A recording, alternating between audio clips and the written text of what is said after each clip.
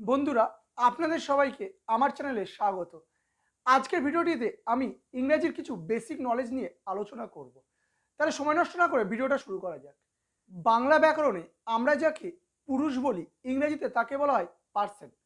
Person তিন রকমের হয়: first person, second person, third person. উত্তম পুরুষ, মধ্যম পুরুষ, প্রথম পুরুষ।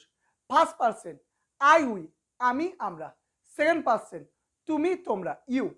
Third person he she it they, অর্থাৎ আমি আমরা তুমি তোমরা বাদ দিয়ে বাকি যত আছে সবই থার্ড পার্সন। এবং যে কোনো রকমের নাউনই থার্ড পার্সনেরই অংশ হয়ে থাকে।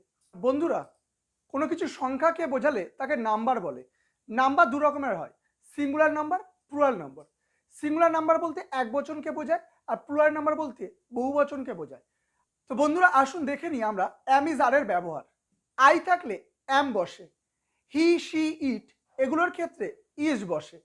উই আর, দে আর, রাম শ্যাম যদু মধু অর্থাৎ প্লুরাল নম্বরের ক্ষেত্রে আর বসে। আমাদের মনে রাখতে হবে যে কোনো সিঙ্গুলার নম্বরের ক্ষেত্রে ইজ বসবে, আর যে কোনো প্লুরাল নম্বরের ক্ষেত্রে আর বসবে। ইউ মানে তুমি, কিন্তু ইউটা সিঙ্গুলার নাম্বার হলেও ইউ এর ক্ষেত্রে আর বসে।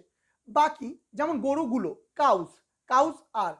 রাম শ্যাম যদু আর, অর্থাৎ যদি কোথাও বহু বচন বোঝায় সেক্ষেত্রে আর বসে, আর এক বচনের ক্ষেত্রে ইজ বসে, আর আয়ের ক্ষেত্রেই একমাত্র অ্যাম বসে। বন্ধু, আমার এই ভিডিওটি যদি আপনাদের ভালো লেগে থাকে তাহলে অবশ্যই লাইক করবেন এবং আমার এই চ্যানেলটিকে সাবস্ক্রাইব করবেন। পড়াশোনা সংক্রান্ত আপনার যদি কোনো কিছু জানার থাকে তাহলে অবশ্যই আমাকে কমেন্ট করে জানাবেন। আমি আপনাকে ভিডিও করে সেটা আপনাকে বোঝানোর চেষ্টা করব। ধন্যবাদ।